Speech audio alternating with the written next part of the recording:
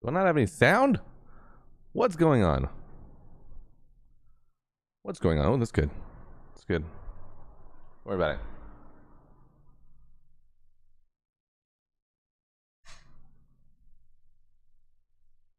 No big deal. Don't worry about it.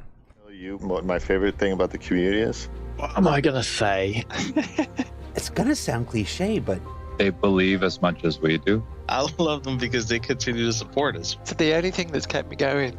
I've seen a lot of games and I've seen a lot of invested players, but They're right there with us throughout the whole process. It's unlike anything that I've ever worked on. The thing I really like the most about the community is how welcoming they are. To new players entering the verse for the first time. New players come every day, and I find that They're always happy to show people the ropes.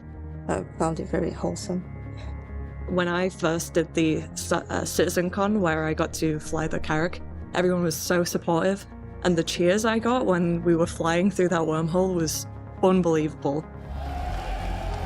Their effort they put into like their creativity, such as building a simulator inside of an entire RV or The cinemas. I love watching them on my lunch break. I enjoy watching the videos on the content. There was one recently on Twitter where it was like the 100 players entering the atmosphere that just looks really grand.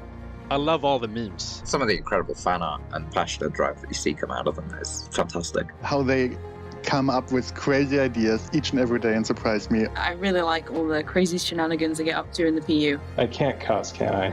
The new and exciting ways they find to break shit. Just the random stuff that you do. It's not like the gameplay we intend. People doing crazy stunts in their ships. I'm from the character team. That's why I think it's cool when they show off all the ships, because that's really the only time I get to see them. They create the community by themselves, and that's really, really cool. My favorite thing about the community run events. Going to Bar Citizen. It's always fun to meet some of the backers. They've all been lovely to me in person. Even if they're like really frustrated, you can tell it's just, they have so much love for it. I really like when the community is very detail-oriented about our work. to see how excited they are about our progress. How much inspiration we get from them, from their ideas. I love the genuine enthusiasm. The quick turnaround on feedback. I love that. And how they're always interested in what's coming up. I especially appreciate the people who are able to keep track of dates. They, call us out. It really impacts our decision-making process for, what did we do right? What did we do wrong? It is the most rewarding thing in the entire development process. We're not making the game alone, we're making it with the community. Still keep faith in us. they really do make all this possible. I'm living the dream. We all are. My favorite thing about the community, it'd be impossible for me to narrow it down to one. And if somebody said you had to, I'd probably just turn and walk away.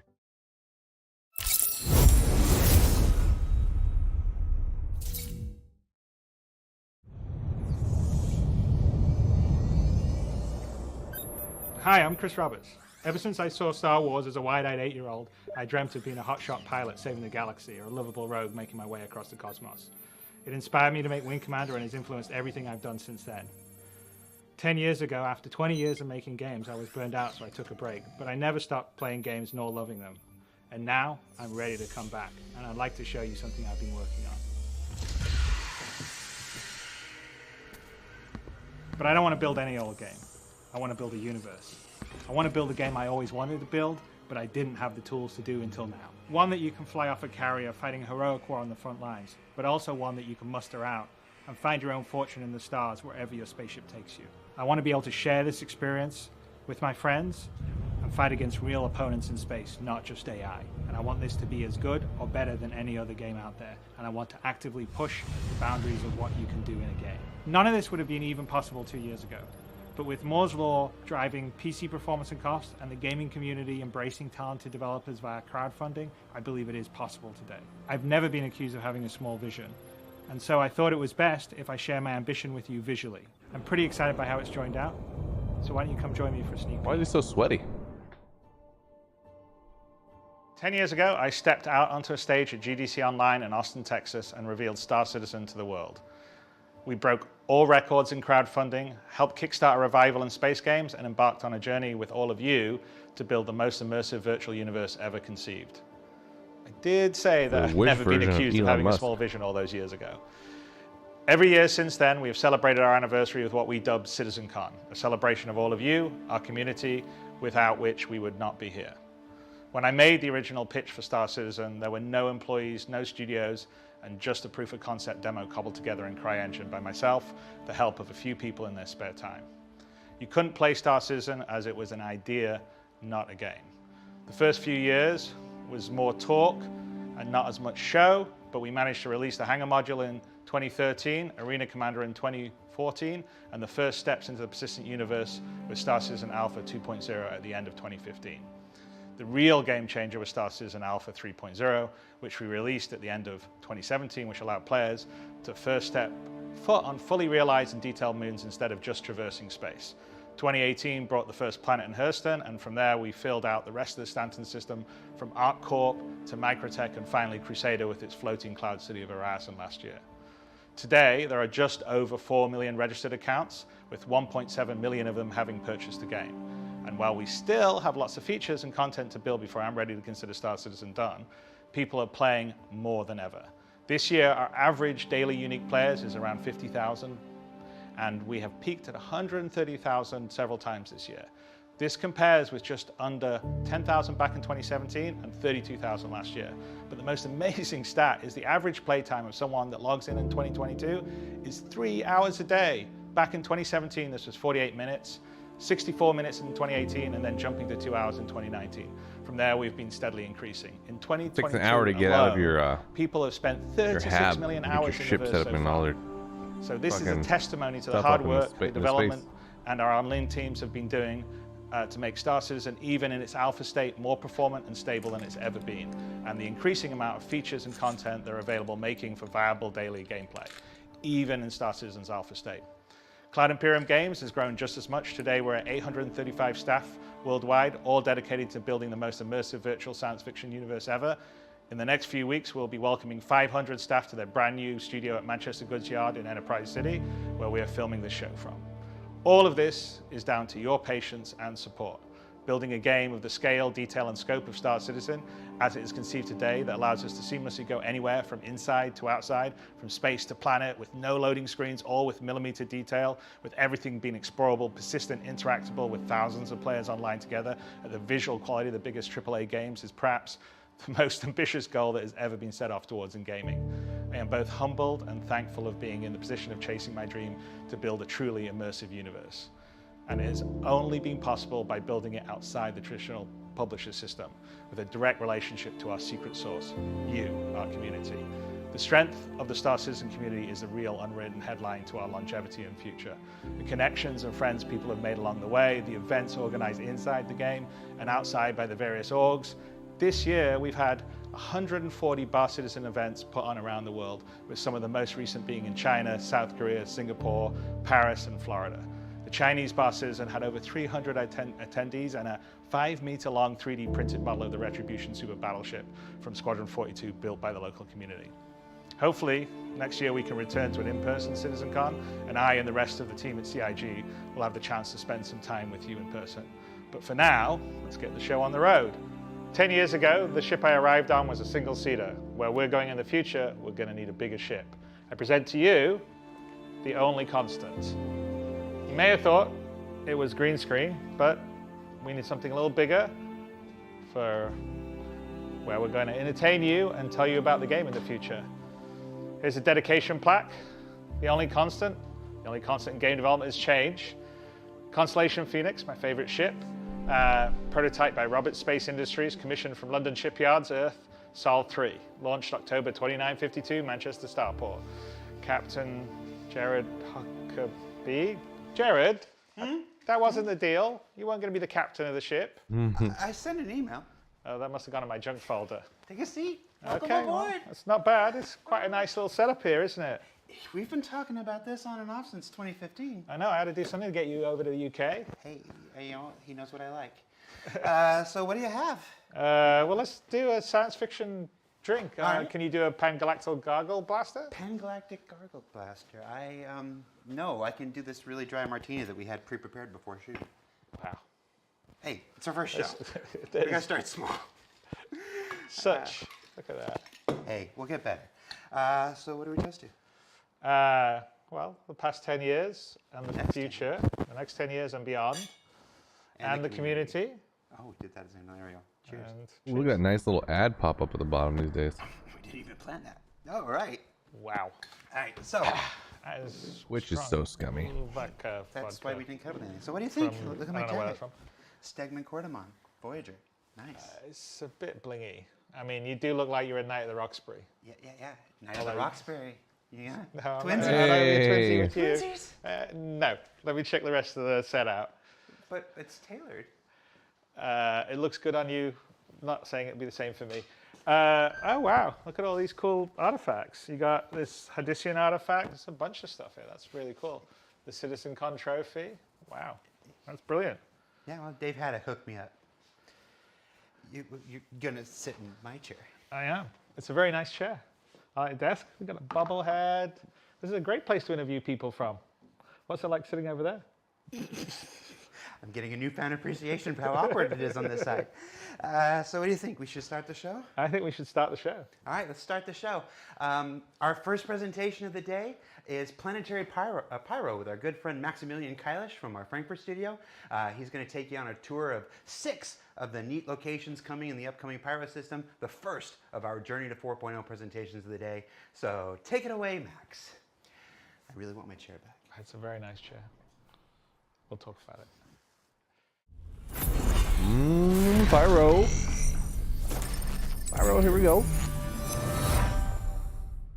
My name's Max. I'm here on behalf of the Planet Content team today. I'm a senior environment artist, and I want to show you some of the cool stuff that we worked on in the last 2 years.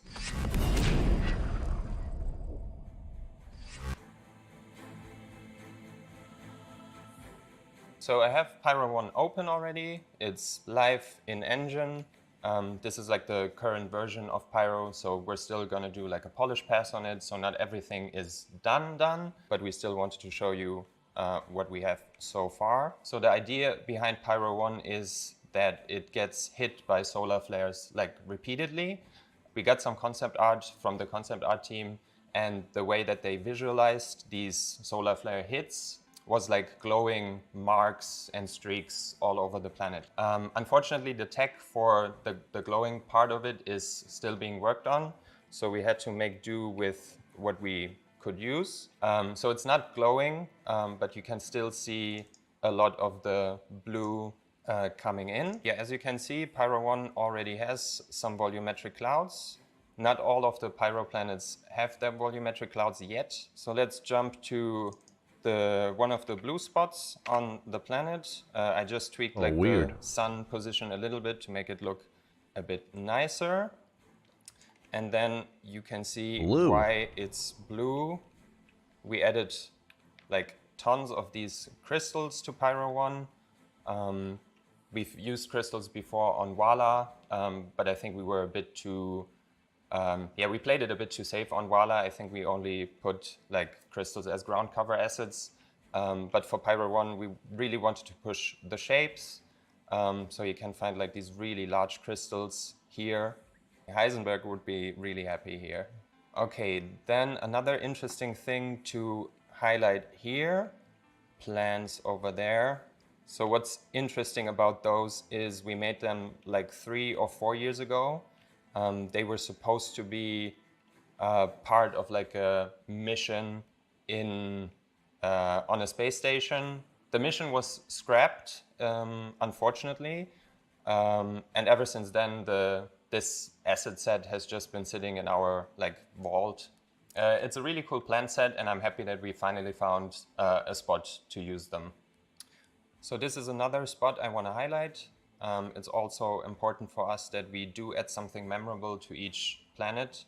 In the case of Pyro 1, it's this spiky rock set that looks really intimidating. We tried to push the scale of the assets for the Pyro system. We felt like by now we got like the basic rocks and the scattering of the basic rocks to like a very good quality. So now we can explore more crazy shapes, I guess. And this is one of the sets that we made. It's not done yet. It still needs a polish pass. but I wanted to show you guys what it feels like when you're in-game walking around here. Now I want to show you my personal favorite biome of Pyro 1.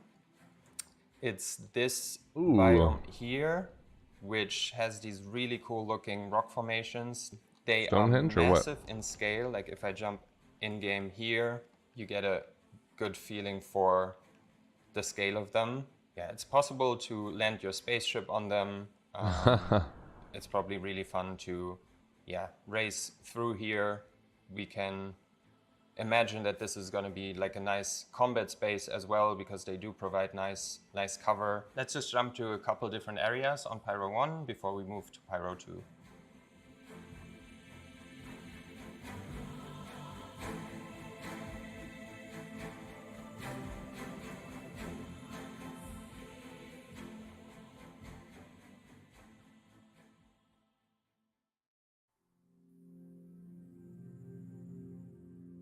So now we're on Pyro 2. In comparison to Pyro 1, you can immediately see the planet is like way more colorful. There's more variation in the hues and values of the colors.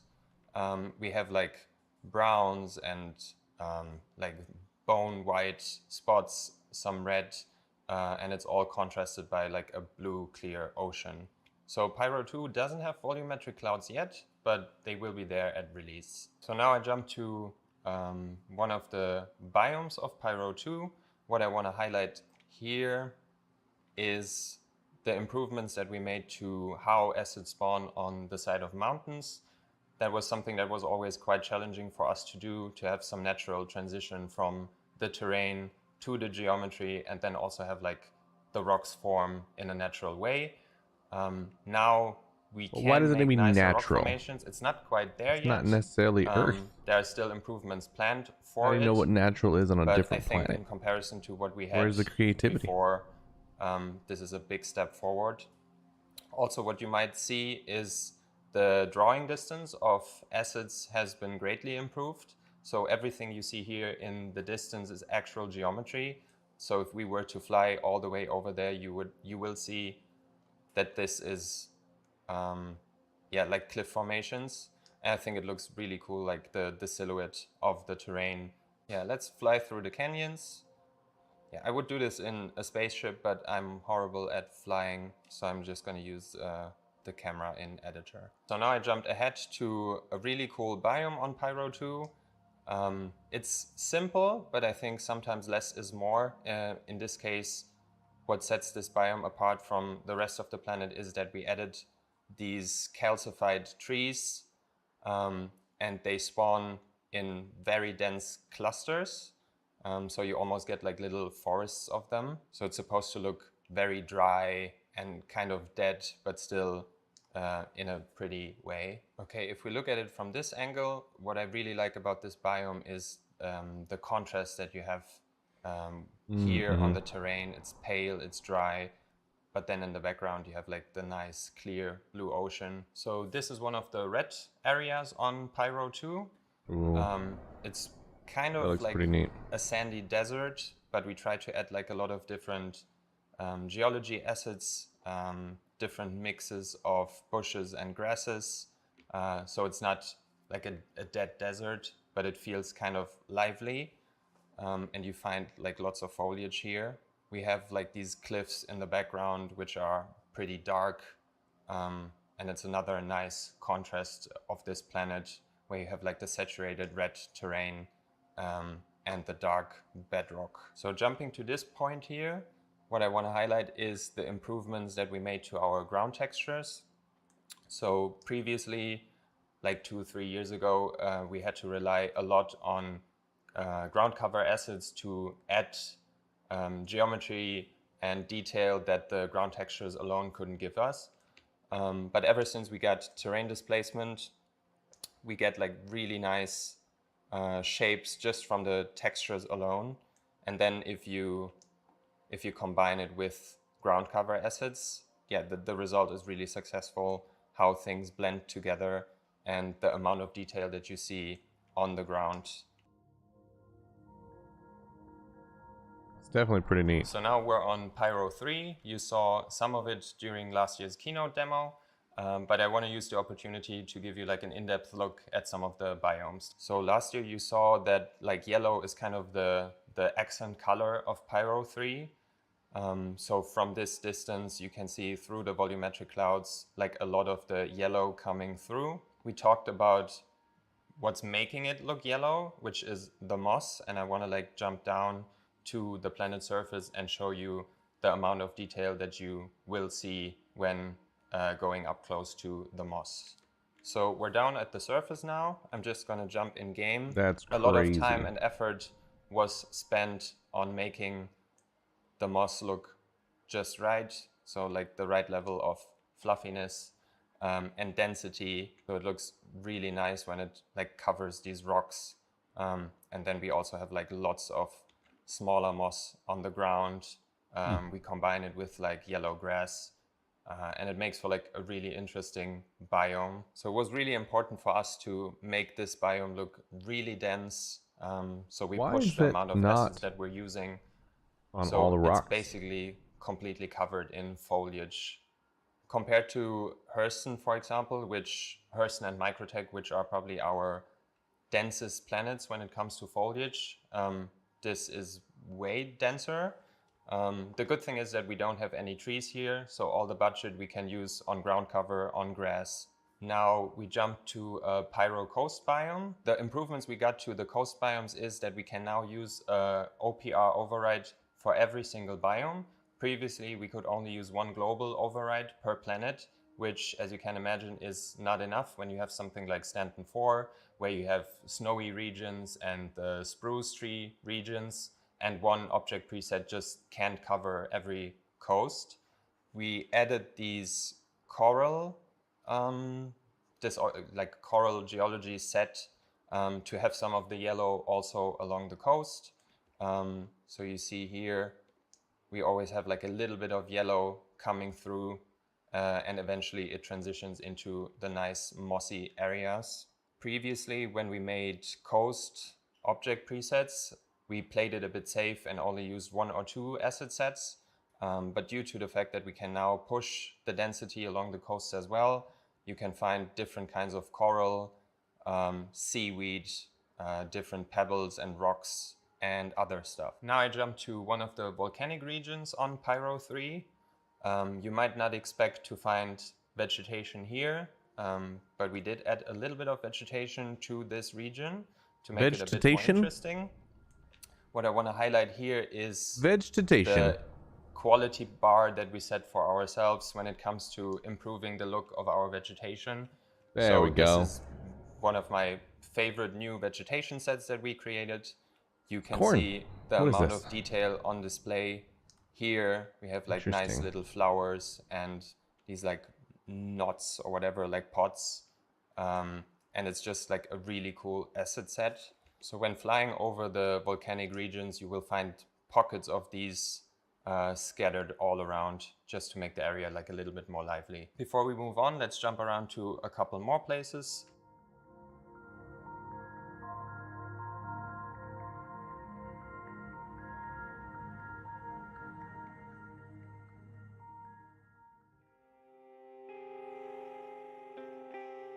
Wait, now was we're that on 3? Pyro That was 4, which is my personal favorite of the Pyro system. Yeah, just full disclosure, you can probably tell that the clouds here are not done yet. They do look a bit busted, but yeah, they will look amazing once the planet comes out. So let's focus on the terrain shapes. We created some of these terrain shapes special for Pyro 4 because it's loosely inspired by like Scottish Highlands. So there's not a lot of like verticality. Not a lot of trees, so everything is kind of coming from the terrain and from the smaller assets that we scatter on the terrain geometry. So jumping in game, and then you can see the amount of ground cover assets on display, the variation in color, but it's all grounded by like the color of the soil, and it just looks like we have multiple new vegetation sets on display here. So first of all, we have this bush set here, which is called, I think it's called a fire stalk, which, yeah, it's kind of like a modified version of Your the health is real low, bud. world thing. They add like Heal a little up. bit of color to the area and make things pop. Then we have these ones here. I forgot the name of the asset set. Yeah, they also look quite saturated. It's aloe vera. And interesting. We also try to improve the quality of our tree sets. If you compare like the trees that we have on Hurston to these ones, the geometry count is way higher. The texture resolution is a bit higher, and they just look more polished and nicer, which means that eventually we have to go back to Hurston, to Microtech, and give the trees there like a little makeover. So what was really important for us was to improve the blending between different biomes. So you see here, these are two fairly simple biomes. There's a clear distinction between them, but the transition still feels very natural. So if we go down here, you have like the red grass and it kind of feathers out. Yeah, it feels very organic and natural. Let's jump to the most experimental biome that we've made so far. So for this biome here, the concept art team gave us some really interesting concept art, because this is easily some of the biggest rock formations that we have in the game so far. Actually, let me try to fly a ship so you can see the scale of them. That's So more what they're I'm talking about with rock massive formations. in scale. And what was Make the 'em hardest not part of about Earth. getting these That's to look more right like is it. that they're supposed to look really good from a distance, because you would expect something this big to be visible almost from space. But then the tricky thing is also to make them look good when you're standing up close to them. Let me jump in game so you see how big these rocks actually are. So they are massive in scale. That's awesome. You can probably land your spaceship on them and walk on them, and they make you feel like really small. But I think it's a really good visual that you have these like dark gray rocks against the crimson of the soil and the grass. That is pretty cool. So here's a little happy accident where we have the volumetric clouds covering the terrain. And because the height map, the difference in height is so large, we actually get like shapes of the terrain poking out of the volumetric clouds. Yeah, you can probably spot some of the tiling issues that we have here, which is something that we still need to look at. But like I said before, this is still work in progress, so it's gonna change a bit. Because I mentioned biome diversity along the coasts before, I just wanted to highlight what one of the coast biomes on Pyro 4 looks like. So this one is kind of this wet sand. We scattered some of the seaweed, some of these lava plates, and some of these pebbles. And then we also get like nice seaweed moving with the waves of the ocean. One interesting thing on Pyro 4 is that we have a massive crater region. On other planets we have individual craters which are a whole height map, or like 3-4 smaller craters on one height map, but this is actually multiple height maps forming one large crater, and you can see it all the way out in space. Like this whole region is one big crater, so it's a mix of like the global displacement texture and then the height maps of the ecosystems spawning on top, plus the volumetric clouds make it look really epic here. Now we've flown down to the surface of the crater. We wanted this to feel very spooky and grim and kind of dark, so we have these dark fantasy forest looking trees, which look kind of creepy. Then we bring some of the red grass back from the previous biome. If we go down to the surface of the crater, you can see that we added this dark forest looking tree set, some creepy shapes, some moist looking ground cover assets, and this whole area is supposed to make you feel a bit uneasy it's supposed to be hostile and it's not safe without your suit on. So far we looked at 4 of the Pyro planets, so let's switch it up and look at one of the moons. This one is Pyro 5C. Similar to Pyro 4, you can see that it has a landmark that you can see from space. In this case, it's not a crater, but it's like a long streak of slick obsidian. So let's fly down to the surface of the streak and have a look what it looks like from up close. Again, we start with like the global height map where there's like a little bit of a bump up. That's and wild. Then it goes down to form the crack, and then we scatter the ecosystem height maps on top to get the look that we want. So if we go down here, you can see we start with like flatland shapes, some smaller craters, and then it transitions into like these quite spiky looking mountain formations. And then down here, they feather into like these longer ridges of bedrock before it becomes smooth down here. A lot of obsidian. Jump to this point, which is a really cool spot because like the sun just hits the obsidian in the right way and everything looks like nice and shiny. You can see here that the ground looks quite different from other planets. So instead of soil, it almost looks artificial in a way. Acid-wise, we're using one of our obsidian sets that you can also find on Stanton 4. This one got a bit of an update, a bit of polish. So shiny. So we improved the shapes, different textures just to make pretty it neat. Look extra cool. Like the way the sunlight hits these surfaces. To make this area a bit more interesting, we decided to add some of these white, It really does look like obsidian. light gray shrubs, just so the area doesn't feel too samey.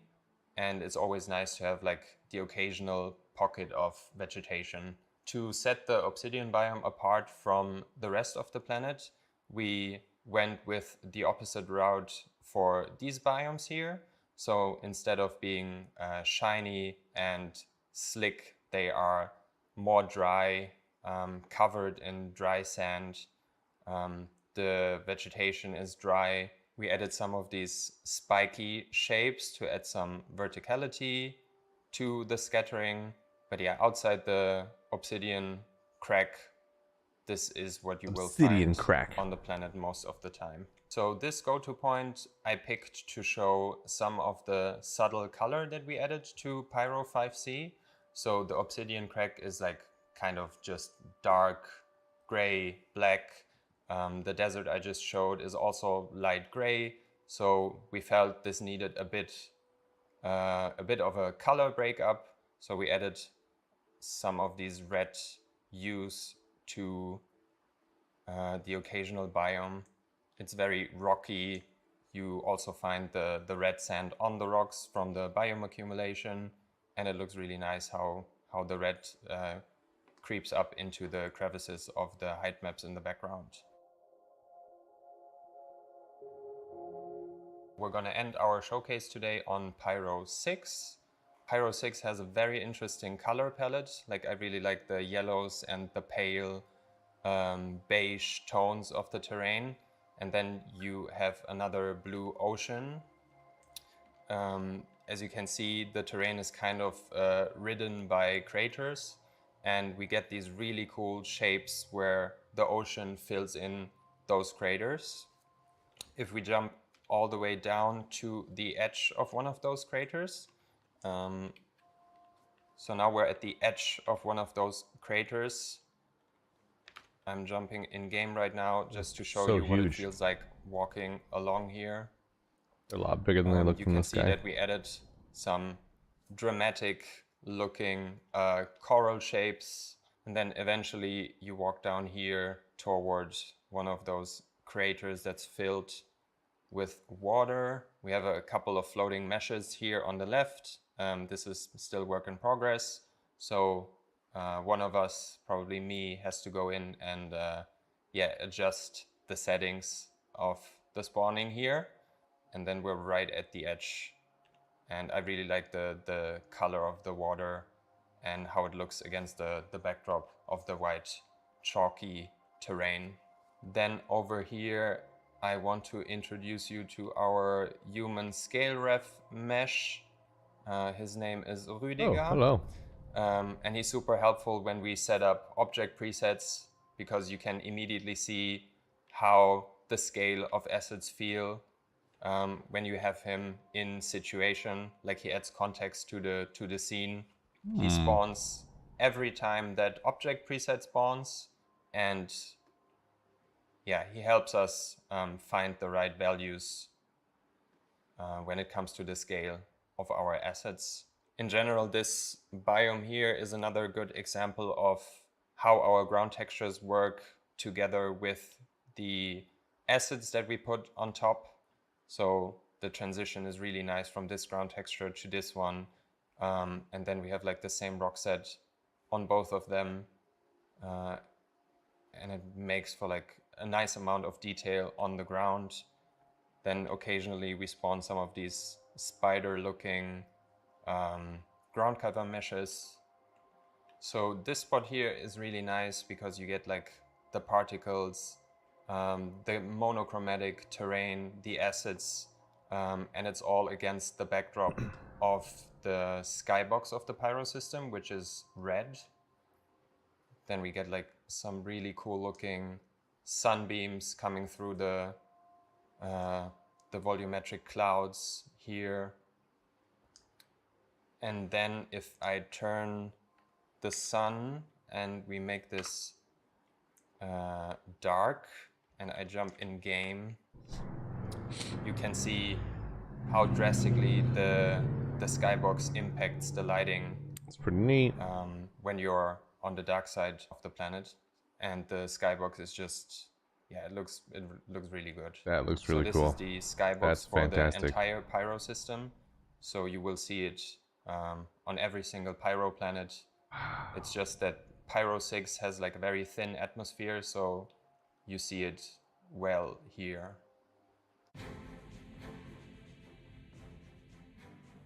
I'm happy to have had this opportunity to show you guys the work that we did in the last 2 years. I'm super excited to see you guys explore the Pyro system for the first time, to hear your feedback. There's still work that we have to do, but I hope that you are even more excited than before after seeing what I showed you today.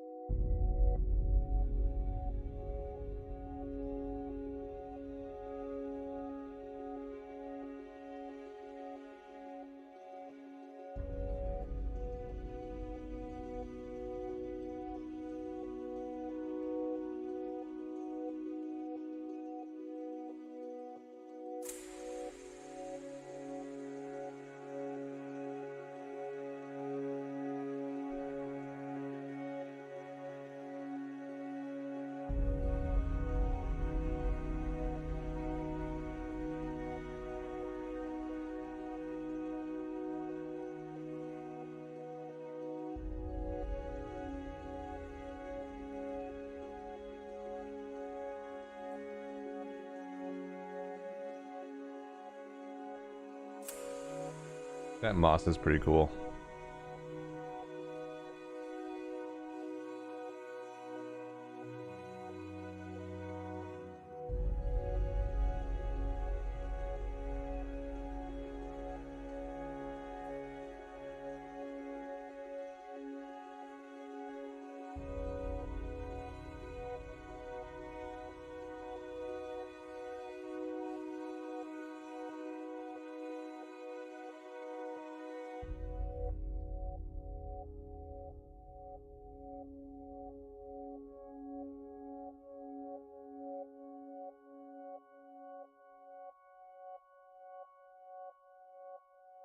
Yeah, I don't know. I liked the crimson area with those wild rock formations because that is giving me something that I was saying I want to see more out of this game, which is something not of Earth right now.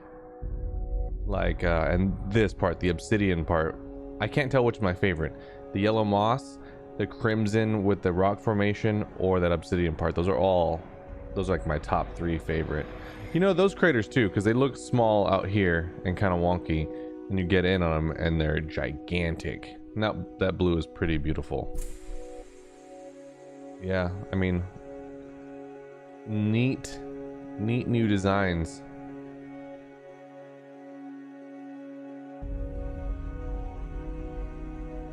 In the sky. Whoo! How do you beat that?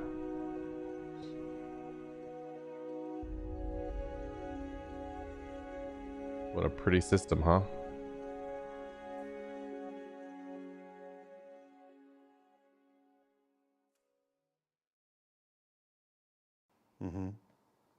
Yes, he's a game developer, a founder, a CEO.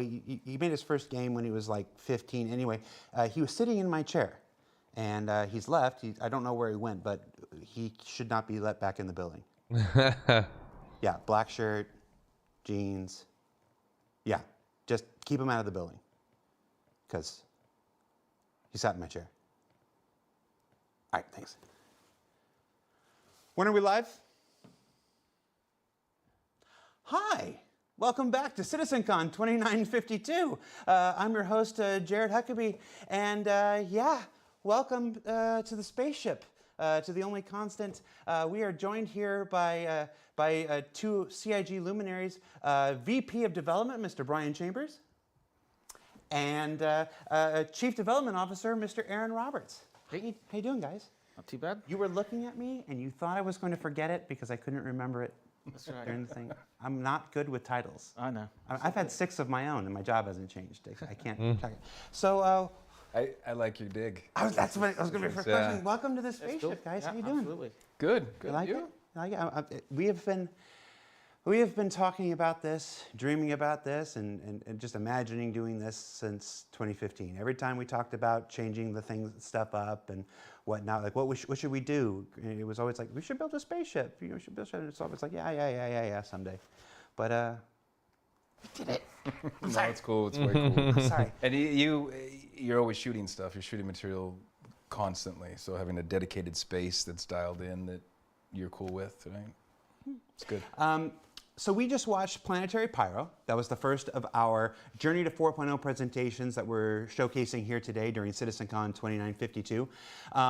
It's a brief tour throughout some of the planetary locations you saw from the upcoming Pyro system. You two recently took kind of a whirlwind tour of where'd you guys go? We basically went over to Asia because we really wanted to go and visit some of the community over there. And so it was actually quite a lot of fun for us, and actually a great experience in terms of learning a lot about the community over there and what they would like and all that kind of stuff. And so it's actually one of the better trips I've been on, and really enjoyed it. Got to meet fantastic people in the events everywhere we went, and so it was really good and really educational for me, actually. Yeah, same. We first went to Korea, had a nice bar citizen out there, hung out with people.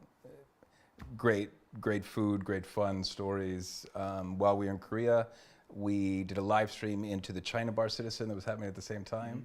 So we had some technical difficulties streaming while we were there. That made it more interesting. Yeah. We couldn't hear them and so on, so they were typing out questions, but the banter was great. Wow. And then the next week we jumped over to Singapore and hung out with those guys as well.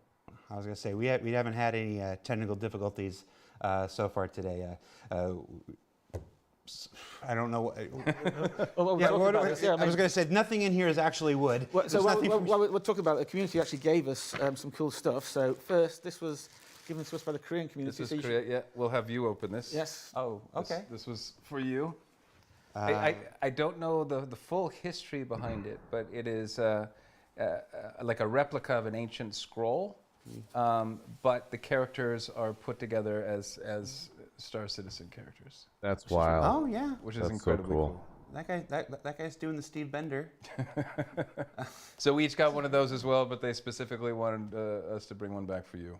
Let me switch to Brian's cam. Let me see if I can move this over here and get get it here, Brian. I'm going to hand this to you so I don't get out. Absolutely. Hold that and get a little closer to the camera there. There we go. That's very nice. I got the string in the right. Yeah. Incredibly cool. All right, now give it back because it's mine. Yeah. Give it to me. I'll mess And it then up. and then from Singapore, we got really cool. Then we jumped over to Singapore, and while we were there, this is one we'll also have to. Everybody at the event signed this awesome. Let me get this strong here. You grab one side. I'll grab one side. There we go. Wrong way. We did not plan this. No, we didn't. This Clearly. is bad, but we got everybody's signature, so we're going to put this up in our new offices in Manchester.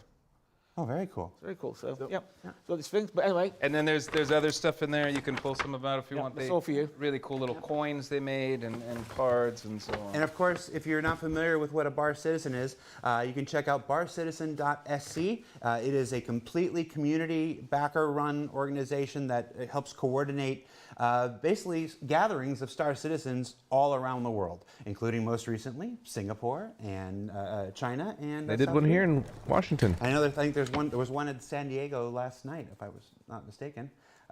This says Bar Citizen Singapore, and it's made by the community, and it is what is that? Oh, it's a Bar Citizen card. Yep. It's metal. That's rad. Nice. Okay, well, I'm going to leave that out. And there's some other challenge coins and stuff. We will go through this on our own time because people are probably like, just get to the next thing. Exactly. I know who our viewers are. So before we do move on to the next thing, Brian, Aaron, it is our 10th birthday, our 10th anniversary. 10. 10. It's 10 something. There was an internal debate whether this was the birthday or the anniversary because the anniversary is sometimes in November, the birthday is in October. Whatever it is, it's 10. You got any favorite memories? Something? I don't know how long we're going to keep you here, so I want to use you when I got you here. On the spot here. I've been here about 8 years, just about 8 years, right? So a fair amount of the 10. The first one that comes to my mind, there's a lot, but the most memorable one I would say would be 2016 at Citizencon in Los Angeles. Okay. Very first Citizencon I'd ever been to. Really hadn't interacted face-to-face with the community that much. We know we put a lot of love and effort into what we were going to show. Chris is on stage. He's about to show everything off. I'm looking for a seat. I couldn't find a seat. I went down basically middle floor in the theater and sat on the floor in between all the rows with all the backers. And as I'm sitting there and the demo's going, I already know the demo and the pacing, and then the sandworm blows out of the ground and everybody blows up. And I'm kind of below everybody because at this point they're jumping up. And just to be there and for the people to have the reaction of the thing that you've been working on, right? That's something I'll never forget. It was something, you're at that level, you feeling the love from them, the excitement that they have of what they're, and you're going, wait, hold on. I'm used to working at companies where we hold our stuff for 2, 3, 5 years without showing anything. So you have this opportunity to show this off and you get this feedback. And it was my first basically interaction with community on a face-to-face basis. It was really cool. Very cool. I was there at that time. I'm pretty sure we were sitting on the floor together at one point or another. Probably, yes. Aaron. I mean, I think a lot of it's what Brian just said. I mean, the thing I always love to do and like to do and you know haven't been able to do in the last couple of years for obvious reasons is actually just whenever the event's going on, I hate being backstage, so I literally just go and find. I like to go out amongst everybody and just sit there and watch the whole watch the event and watch everybody's reactions to it, which is always a lot of fun. And the other thing about it is just that I've made so many actually good friends, you know, with people in the community and so forth. Meet people. There's a lot of community members now who enjoy going to see again. And all this sort of, you know, all this time. So the last 2 years have been kind of painful because I haven't been able to do that. But the ability just to be there with everybody and to see the reaction and have those conversations is the massive thing for me. It'd be too hard for me to pull, you know, one event. I mean, you know, there's some things that have happened which I probably can't talk about, which could be, you know, but you know, get but on really to the next thing. It's really the ability to be amongst everybody and see that. I stuff. even think of overall just the journey we've been on Next thing. making this project, right? When I started in Frankfurt with a handful of other people in Germany, you know, Hassan, IT in the UK, loaded up a van. And I remember this van showed up with our PCs, our monitors. Then they included like some pens and pencils and trash cans and a coat rack. Oh, that's right. And then we set everything up, and it was like cool. And we were just like, all right. Wasn't it the event after that where he basically was working so late he got locked in Cologne? Yes. He couldn't leave. He basically got locked in, and so he basically had to sleep. Sleep in the sleep in the stage, stuff like that. But no, it's just like lots of. It is all that kind of stuff. There's so many stories. There's so many times I've met people, and just all the events. It's been fantastic. It's a follow-up to that Hassan story. Hassan is one of my favorite people. He's good. Here at LCG. We were at Cologne in 2016. That was a really hard event to manage, and sitting with him on that last day, he and I, everybody's off partying. We've completed the thing, and Hassan and I are breaking stuff down, and it was along with a bunch of other crew. And he just sits there and he goes, dude, I don't know if I can do this next year. I'm like, there's nobody else to do it except us, dude. And he goes, oh, no, I'm going to take PTO next year. I'm like, you are not going to take PTO next year. And the next year, he had 2 weeks, like before and after Gamescom blocked off. And I'm like, you took PTO? He goes, I told you. I'm like, you're my hero. You actually, and again, he set everything up. He had all the backups done. It went off flawlessly and everything. But it's just, there are a lot of stories. And I'm interested to see how Ian and Todd are going to answer this question later on. That's enough chit chat at this point. Let's get on to our next presentation, design brief. Investigations. One of the most common requests we get from the community is to talk about things at their earliest states. Tell us what you're just thinking about, not necessarily the next thing or the thing after. Like, share the earliest design stuff for how a thing might work. Everything you're about to see can and will change dramatically from the point of today to the point where it makes the game. But we wanted to open that curtain to the earliest points, and we've got Luke Presley and Elliot Maltby who are going to discuss an entirely new kind of mission. Not a new mission, an entirely new scope and type and design of missions that move away from combat and transport and go more towards cerebral deduction and investigation. So here we are, Design Brief Investigations, and we'll see you when you come back. Take care.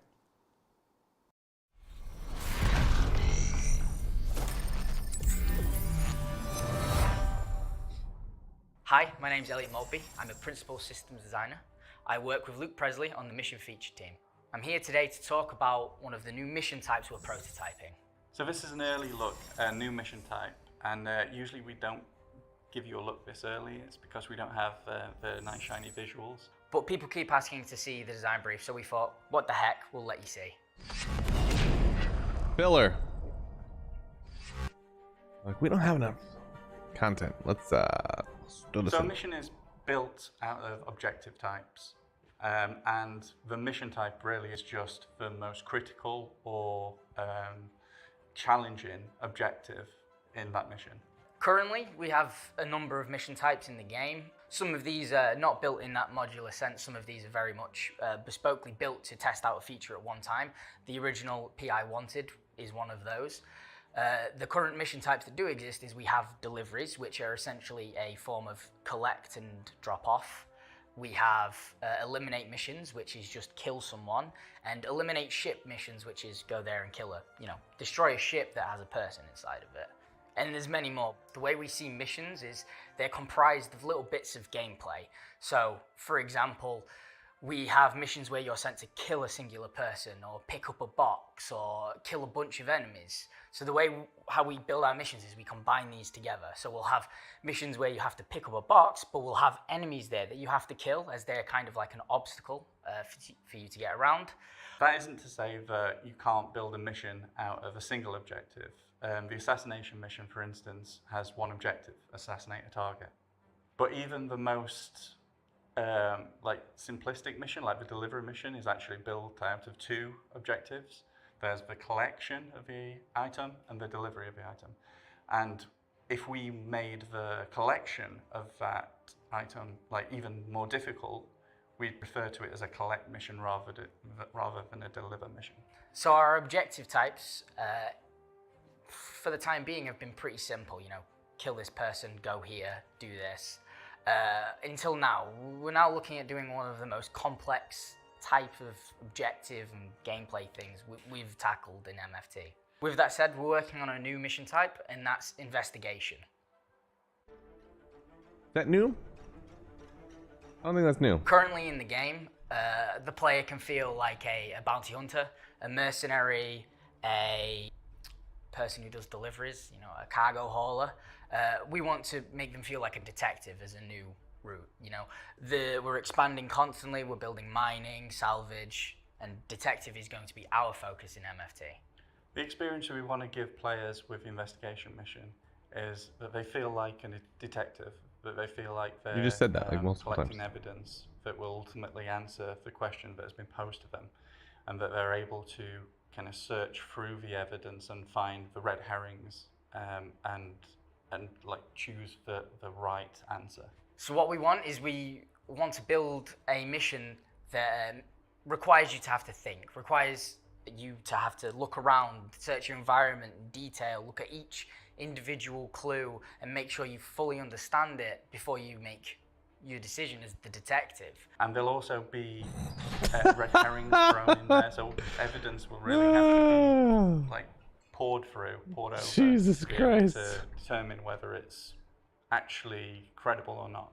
We also wanted to create narratives around our locations that we haven't done before, like really dig into, like why has this derelict become a derelict? Or why have all the ship's crew come to be dead? Or why has this Well, that guy's got a pull through. At the core of this mission, That's probably why. It looks like we're he really crashed. asking the player to use their brain rather than their gun or their ship. So for this mission type, I don't want to breadcrumb players along. I want you to feel like a detective. I will give you a story. I will give you little bits of clues. And you have to make this full sort of painting and decide exactly what has happened here. And then the rest of the decision is on yours. I might not tell you if it's This wrong is the or right. most You might find ridiculous. out. The idea is that you feel like a detective and you're so sure Oh of my your God. decision that you're going with that. So the next stage in this whole process is building a pitch. You know, we have to come up with our ideas, how we want it to work, and then we have to present it to CR, Jesus Tony, Christ. and make sure they're all happy with it and all of our visions are aligned. So when we're building the pitch, we start off by going over the ideal experience we want for the player. We start off with the most advanced things, all the gameplay mechanics we could dream of to bring this sort of role to life as a detective. And then we have to start looking at stripping it back to see when we can release it, what's the minimum viable product for this experience. And in the case of the investigation mission, we came up with two. So the first pitch is extremely simple, Jesus and Christ. it revolves around being able to find a definite answer, like something that is undisputable. For instance, we came up with a mission where there is a repairman that's gone missing, and you can go to his office and you can find some correspondence that will lead you to another place, which will have his like work itinerary on there, and they're all crossed off until one. And if you're smart, you'll go to that location, and should you go to that location and do a little searching, you'll find his body there, and he's been like electrocuted, fixing the final thing on his list.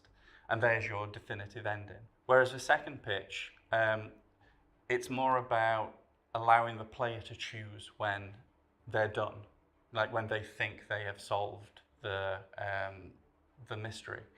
And the way we do this is we scatter evidence around the location and clues that lead you to that evidence. And obviously there can be red herrings in there. You can get your answer up to a credible state, which might still be the wrong answer but you can complete the mission then. Whereas if you'd have carried on digging a little more, maybe found a few more clues and followed them, you would perhaps find an indisputable piece of evidence, like, I did it kind of thing, that would get you the bonus for the mission. And both pitches had their strengths and weaknesses. The simple pitch, we could see how easy it was to scale, and it involved less complex narrative work. But we ultimately decided to go for the second because we liked the idea of giving the player the agency to decide when they were done. So we're in the prototype phase with the investigation mission, which is more important than ever because it's such a complex mission, and we need to ensure that it's scalable and that other designers can make their own mysteries with it. With the pitches, we can now prototype and sort of get that gameplay feel and see which one we want to explore more for the player's experience.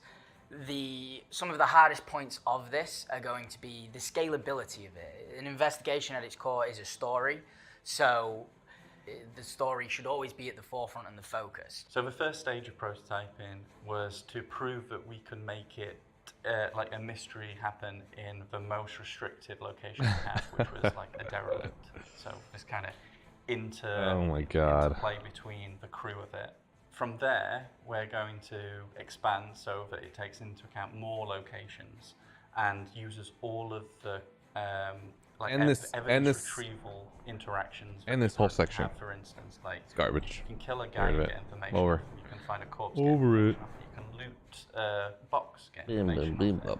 And then we'll be prototyping the newer ways of getting information, like off of things. We're looking into using the med gun to find the name and cause of death of people, and we're looking into being able to find the mobiles in an inventory and download data from it. One of the hardest things that we have to figure out is the story. The investigation will live and die by its story, so we work very closely with the writers to try and figure out what kind of story we want to tell, what kind of clues we want to give, and then after that point we look at sort of what obstacles we want to put in your way, keypad locked doors, enemies, like traversal puzzles, things like that. The main challenge for creating this mission is ensuring that the player has enough guidance to complete it without putting mission markers on everything.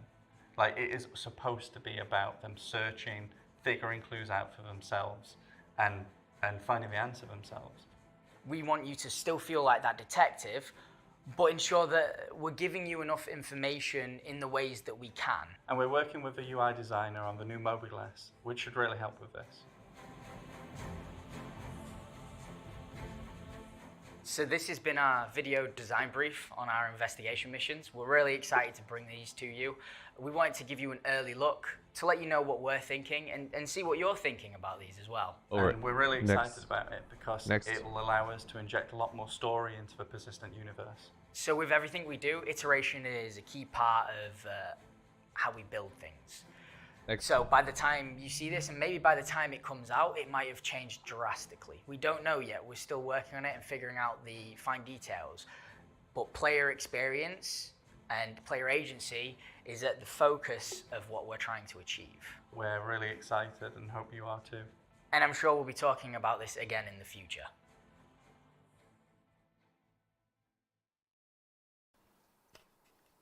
And that was Design Brief Investigations. Joining us here, and the only constant to follow up on that, is Star Citizen Live Game Director, Mr. Todd Pappy, and Star Citizen Narrative Director, Mr. Dave Haddock.